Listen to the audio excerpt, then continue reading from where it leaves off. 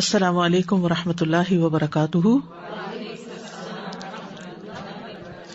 نحمده ونصلی علی رسوله الکریم. اما بعد فاعوذ باللہ من الشیطان الرجیم. بسم اللہ الرحمن الرحیم. رب اشرح لی صدری ویسر لی امری واحلل عقدۃ من لسانی یفقہوا قولی. يا أيها الذين آمنوا إذا نودي للصلاة من يوم الجمعة فاسعوا إلى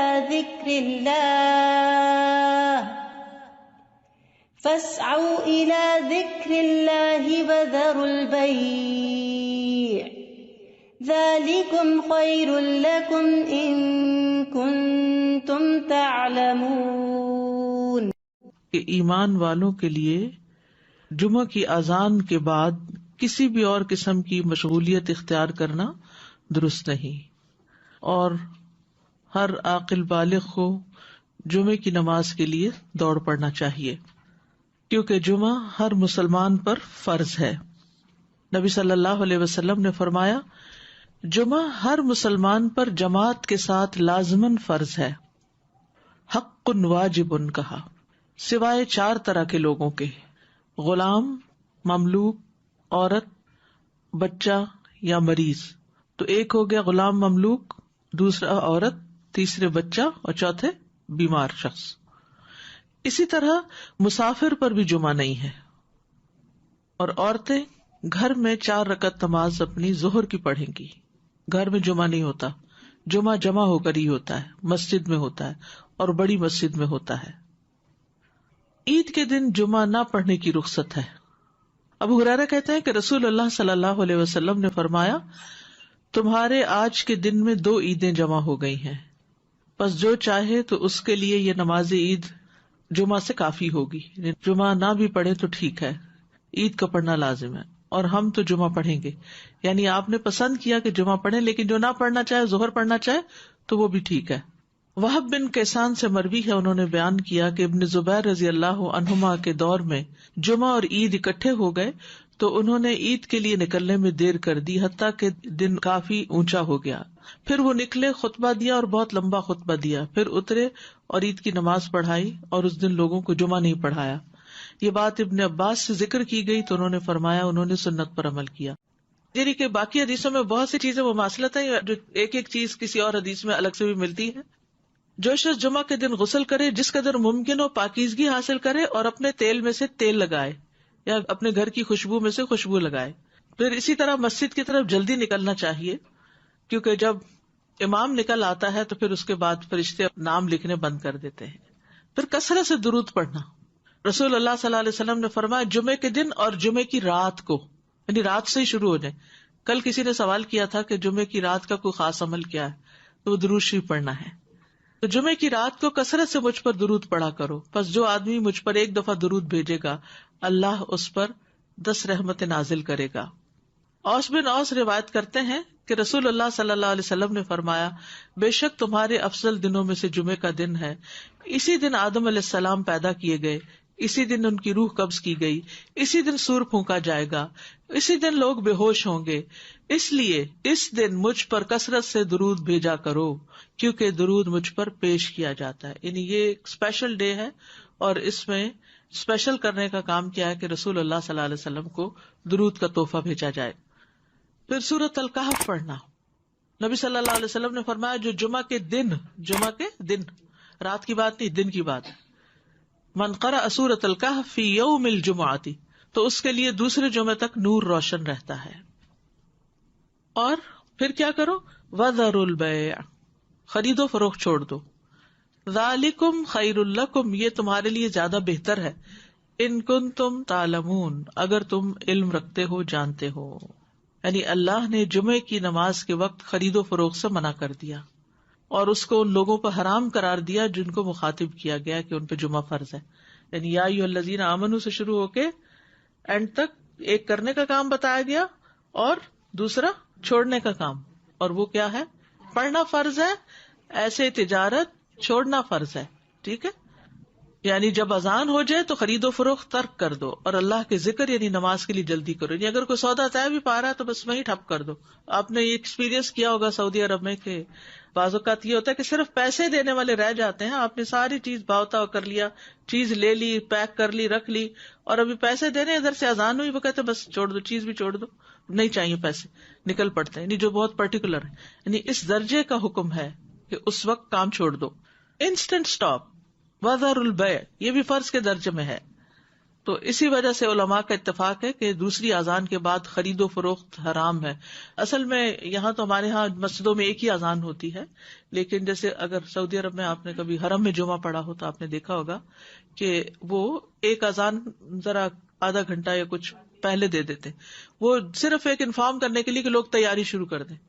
لیکن جو ہی پھر امام بیٹھتا ہے اور اذان شروع ہوتی ہے تو اس کے بعد پھر کوئی خرید و فروخت نہیں, امیڈیٹ پہلے والی ہے. اس میں یہ کہ بعض علماء کا خیال ہے کہ یہ زوال کے بعد سے نماز جمعہ کے فارغ ہونے تک ہے, یعنی جو ہی سورج ڈھل جائے تو شروع ہو جاتا ہے خرید و فروخت بند.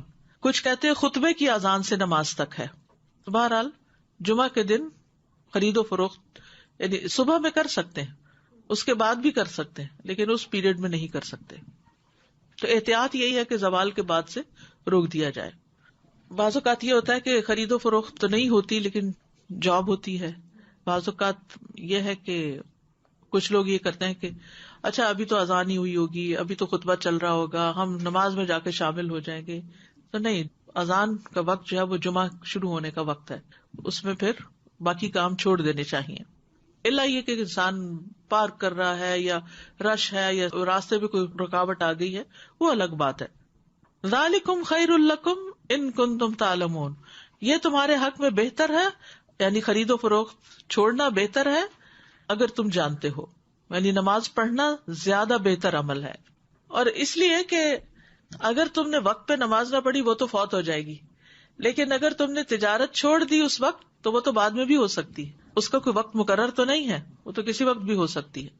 ایک تو یہ استاذہ جی کہ سورۃ الکہف کے بھی جیسے آپ نے بتایا, تو سورۃ الکہف کے لیے بھی کیا کچھ وقت مقید ہے؟ کچھ لوگ اس کو کہتے ہیں کہ it has to be before عصر. نہیں, مغرب سے پہلے تک پورا دن کا پورا دن, درود کے لیے بھی پورا دن. ٹھیک ہے, مغرب پہ وہ دن کا اختتام ہوتا ہے. ٹھیک ہے. اور دوسرا یہ جو جمعے کی بات آئی کہ وذر البیع, اب فار انسٹنس اب ڈپینڈ کرتا ہے نا, نیت والی بات ہے کہ اگر آپ نے جمعہ اٹینڈ کرنے کی نیت کی ہوئی ہے تو پھر آپ کا ہوگا. اب جیسے فار انسٹنس ہم یہاں ہوتے ہیں اور اگر کسی وقت ہم, عورتوں پر تو فرض ہی نہیں ہے نا, جی, لیکن اگر ارادہ کیا ہوا ہے تو پھر اس وقت انسان سب چھوڑ کے چلا جائے. ٹھیک, جزاک اللہ خیر. ایک یہ سوال ہے کہ جب ہم فرائیڈے کی مارننگ اور نائٹ کہتے ہیں تو کیا وہ نائٹ جمعرات کی مغرب کے بعد شروع ہوتی ہے؟ جی صحیح.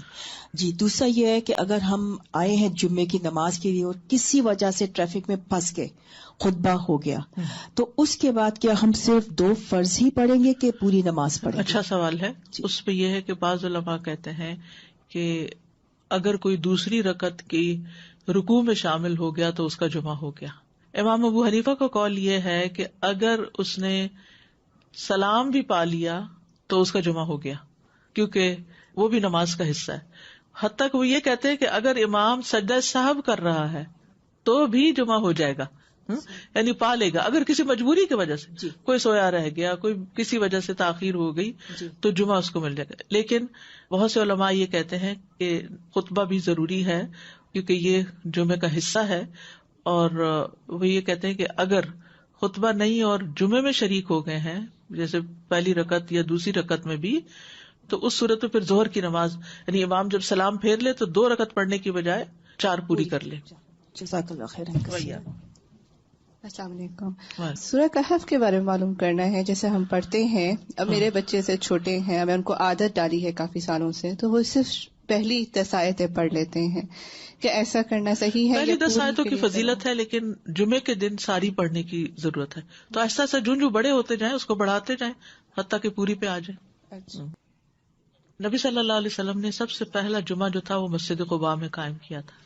اس کے بعد ہجرت سے پہلے جو جمعہ ہوا تھا مدینہ میں, وہ اسد بن زرارہ نے مدینہ سے 1 میل دور قائم کیا تھا. اسد بن زرارہ نے, یہ نبی صلی اللہ علیہ وسلم کی آمد سے پہلے. اسی لیے ایک صحابی تھے تو وہ جب نماز پڑھ چکتے تھے تو کہا کرتے تھے رحم اللہ ابو امامہ, اللہ ابو امامہ پہ رحم کرے. تو پوچھا کہ کون ہے وہ؟ تو کہا گیا کہ اسد بن زرارہ، کہ جنہوں نے سب سے پہلے مدینہ میں جمعہ قائم کیا تھا، یا مدینہ سے 1 میل دور. تو ذالکم خیر لکم ان کنتم تعلمون، یعنی کاروبار چھوڑ کر نماز کی طرف جلدی آنا یہ تمہارے حق میں زیادہ بہتر ہے اگر تم جانتے ہو. اہل ایمان کی صفت یہ بیان کی گئی ہے کہ جب ان کو اللہ کی طرف بلایا جاتا ہے، عبادت کی طرف بلایا جاتا ہے، تو پھر کوئی چیز انہیں مشغول نہیں کرتی اپنے اندر. سورۃ النور میں آتا ہے رجال لا تلہیہم تجارۃ ولا بیع عن ذکر اللہ واقام الصلاۃ وایتاء الزکاۃ یخافون یوما تتقلب فیہ القلوب والابصار. وہ مرد جنہیں اللہ کے ذکر سے اور نماز قائم کرنے اور زکوٰۃ دینے سے نہ کوئی تجارت غافل کرتی ہے، نہ کوئی خرید و فروخت. تجارت اور بیع 2 الگ الگ لفظ استعمال ہوئے ہیں. وہ اس دن سے ڈرتے ہیں جس میں دل اور آنکھیں الٹ جائیں گی. تو جیسے ہی نماز کا وقت آئے فوراً سب کام چھوڑ کر جمعے کے لیے حاضر ہو جانا چاہیے. نہ صرف یہ کہ جمعے کے لیے، باقی نمازوں کے لیے بھی نبی صلی اللہ علیہ وسلم کا طریقہ یہی تھا. اسود سے مروی ہے، وہ کہتے ہیں میں نے عائشہ رضی اللہ عنہا سے پوچھا کہ نبی صلی اللہ علیہ وسلم اپنے گھر میں کیا کرتے تھے. انہوں نے کہا آپ اپنے گھر کے کام کاج یعنی گھر والوں کی خدمت میں ہوتے تھے. جب نماز کا وقت ہوتا تو سب کچھ چھوڑ کر مسجد چلے جاتے تھے، کام چھوڑ دیتے تھے. تو بات یہ ہے کہ انسان بیک وقت 2 تقاضوں کے بیچ میں ہوتا ہے، 2 چیزوں کے بیچ میں. ایک طرف اس کی دنیا ہوتی ہے، ایک طرف اس کا دین ہوتا ہے. بہت سے لوگ یا صرف دنیا کے ہو جاتے ہیں یا صرف دین کے ہو جاتے ہیں، جبکہ ان دونوں میں بیلنس قائم کرنا ضروری ہوتا ہے. اور یہ پرفیکٹ بیلنس سورۃ الجمعہ میں نظر آتا ہے کہ یہاں پر نماز کے لیے بلایا گیا، حاضر ہو جاؤ. اور پھر اگلی آیت میں فرمایا فَإِذَا قُضِيَتِ الصَّلَاةُ فَانتَشِرُوا فِي الْأَرْضِ. نماز پڑھ لی، عبادت ہو گئی، اجتماعیت ہو گئی، اب زمین میں پھیل جاؤ اور اللہ کا فضل تلاش کرو اور اللہ کا ذکر کثرت سے کرتے رہو تاکہ تم فلاح پاؤ. تو اس سے کیا پتہ چلتا ہے کہ دونوں چیزیں ضروری ہیں، دونوں ہی عبادت کی مختلف قسمیں ہیں. اس کے لیے تقسیم اوقات کی ضرورت ہے، ٹائم مینجمنٹ کی ضرورت ہے. کچھ وقت عبادت کے لیے اور کچھ وقت کام کاج کے لیے. جب اللہ سبحانہ و تعالیٰ اس سے عبادت کا تقاضا کرے تو وہ عبادت کے لیے دوڑ پڑے، اور جب اس کی ضروریات اس کو دنیا کی طرف بلائیں تو اپنے کام کاج اور معاش کی طرف دوڑ پڑے.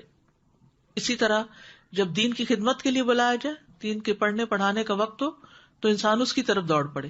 اور جب بچے اور شوہر اور گھر والے ہمارے محتاج ہوں کھانے پینے کی اور ضروریات پوری کرنے کے، تو ان ضروریات کو بھی عبادت سمجھ کر پورا کیا جائے.